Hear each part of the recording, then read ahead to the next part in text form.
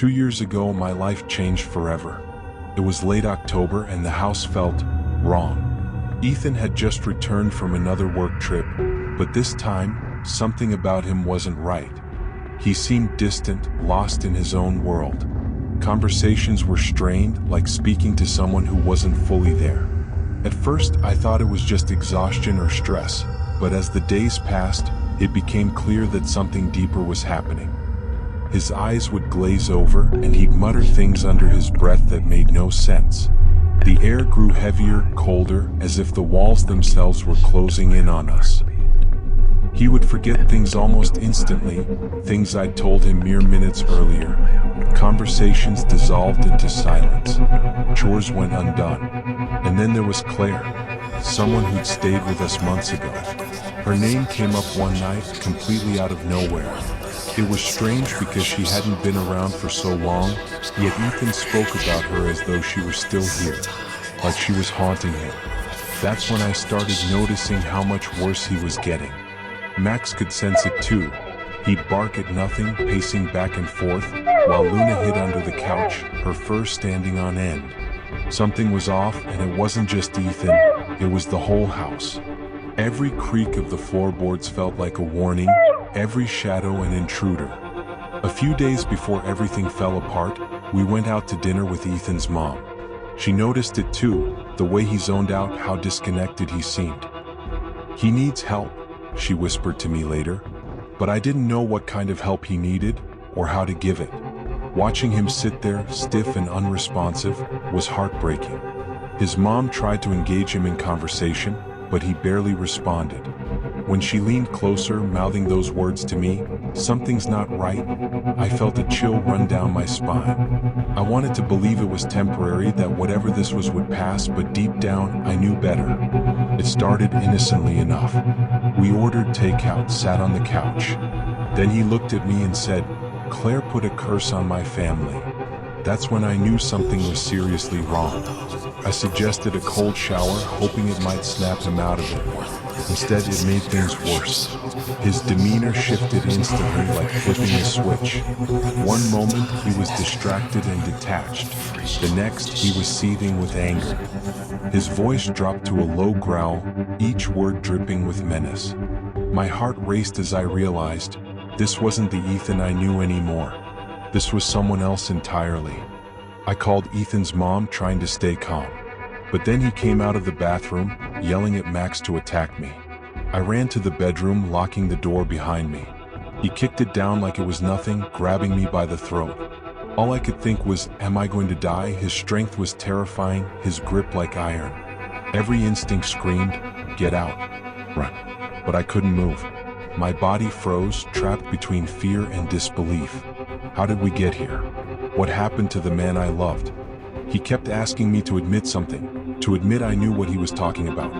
But I didn't. Not really. He threw me to the ground, putting his foot over my head. His eyes were empty, soulless. That's when I realized he wasn't in control anymore. Whatever was driving him had taken over completely. For a moment, I saw flashes of light, heard distant sounds, and then everything went dark. When I woke up, I was lying on the floor, blood trickling down my forehead. Luna was watching me from the kitchen table, her wide green eyes filled with terror. Somehow, I found the strength to fight back. I managed to escape, running into the freezing night in nothing but pajamas, bottoms, and a sweater. Max's howl followed me, haunting me even after I found safety. Neighbors called the police, and soon officers surrounded the house. They led Ethan away, covered in blood.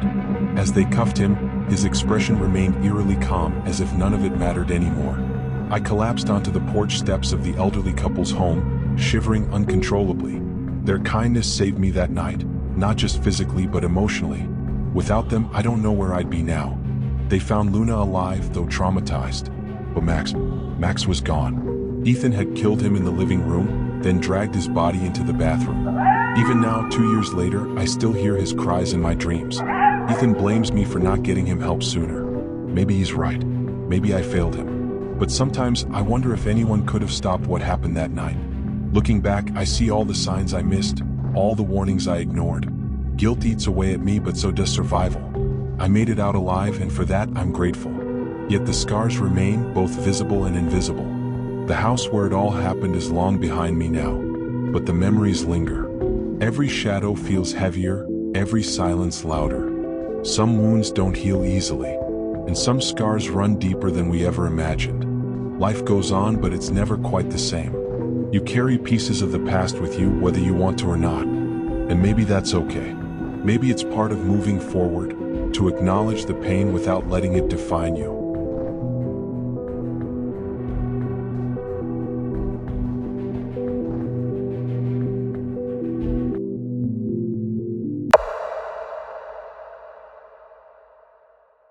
The forest was alive that night, not with the chirping of crickets or the rustling of leaves, but with an eerie silence that pressed against my ears like a cold hand over my mouth. It wasn't until I saw him standing there, alone on the side of the road, waving as if nothing were amiss, that I realized how wrong everything had gone. It started innocently enough. Just another Friday night at the end of my high school years, working for the local fast food joint to scrape together some cash before college. My friends worked there too, but management always kept us apart during shifts because we couldn't resist turning every delivery into a comedy routine. That night, though, I didn't feel much like laughing. Orders poured in one after another, and I found myself running deliveries non-stop, barely glancing at the addresses beyond ensuring they made sense. At around 9 o'clock, or maybe it was closer to 9:30, I grabbed a bag from the counter and punched the address into my GPS. At first, nothing seemed unusual. Then, halfway through the drive, I noticed something strange. This route wasn't familiar. Most orders came from the residential areas near town, places I'd driven countless times without thinking twice. But this address led me down a narrow road lined with dense trees, their branches clawing toward the sky like skeletal fingers. There weren't many houses out here, let alone restaurants or shops. In fact, there was nothing but darkness and the faint hum of insects. Still, I kept driving. Maybe someone lived out here, tucked away in the woods where no one else ventured.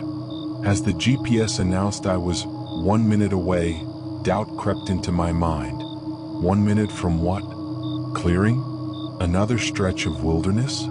I slowed down, scanning both sides of the road, but all I saw were endless rows of trees and the occasional shadow flickering across the asphalt.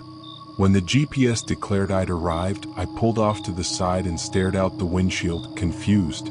Where was this place? I called the customer, expecting him to laugh and admit he'd entered the wrong address. Instead, his voice was calm, almost unnervingly so. "Hey," I said, trying to sound casual despite the growing unease in my chest. "I drove to the address you put in, but it doesn't seem right. Can you confirm it?" He repeated the address back to me, identical to what I already had. Then he added, "Wait, I think I see you." My eyes darted up the road, searching for any sign of movement. Sure enough, about 50 yards ahead, a figure stood silhouetted against the dim glow of my headlights.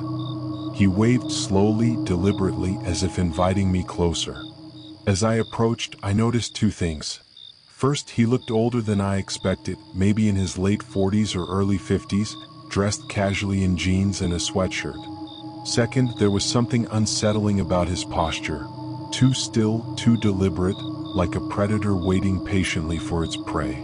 When I stopped beside him, I rolled down the window cautiously.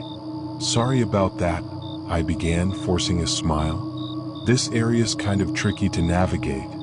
"No worries," he replied, his tone friendly but hollow, like a recording played backward. "It can be hard to find sometimes." He pointed behind him, gesturing toward a narrow dirt path barely wide enough for a single car. "My house is just down that way," he explained. "Down that way?" I glanced at the trail, which disappeared into the blackness of the forest. It didn't look like a road, it looked like a hiking trail, or worse, a dead end. Still, I handed him the bag through the window and forced another smile. "All right, thanks." As I pulled away, I caught sight of him in the rearview mirror, watching me intently. His expression hadn't changed, not even a hint of gratitude or acknowledgement. Just those same cold, calculating eyes. For a moment, I tried to shake it off. Maybe he was just weird. Maybe he lived in the middle of nowhere and thought nothing of it. But less than a minute later, my car lurched violently to the right. At first, I thought it was a pothole or loose gravel. Then the bumpy sensation grew worse, shaking the entire vehicle. By the time I realized the problem, it was too late to ignore. My front right tire was completely destroyed. Panic surged through me as I pulled over onto the shoulder. Had this happened naturally or was it deliberate? That man had been standing right next to my car when I gave him the food. Could he have tampered with it somehow? Or was I losing my mind, letting paranoia take hold? Shaking, I dialed roadside assistance and waited for them to arrive. While I was on the phone, I stepped out of the car to inspect the damage. The tire was shredded, the rim bent inward. Whoever, or whatever, had caused this knew exactly what they were doing. That's when I spotted him again. In the distance, walking steadily toward me, his silhouette cutting through the gloom like a blade. My heart pounded as I scrambled back into the car and locked the doors. He wasn't hurrying, but there was purpose in his steps, as if he knew I wouldn't escape easily. Trapped, I weighed my options. Should I risk driving on the busted tire? Could I outrun him? Before I could decide, headlights appeared in the distance. A truck barreling down the road, its engine roaring like salvation itself. The driver pulled up behind me, killing the lights and stepping out. "You okay?" he asked gruffly, peering inside my car. "Yeah," I stammered, pointing toward the approaching figure. "There's someone coming, I think." But the stranger must have heard us talking, because he abruptly turned and retreated into the woods, vanishing within seconds. The truck driver raised an eyebrow. What was that about?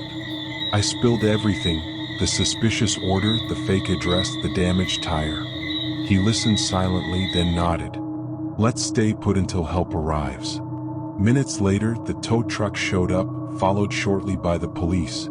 They ran the name and address the man had used for the order. Both came back empty. No records, no matches, nothing. To this day, I don't know who that man was, or what he wanted. All I know is that somewhere deep in those woods, he's still out there, waiting for his next victim.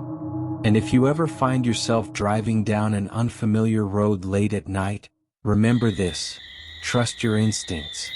Because sometimes the scariest monsters aren't lurking in the shadows, they're hiding in plain sight.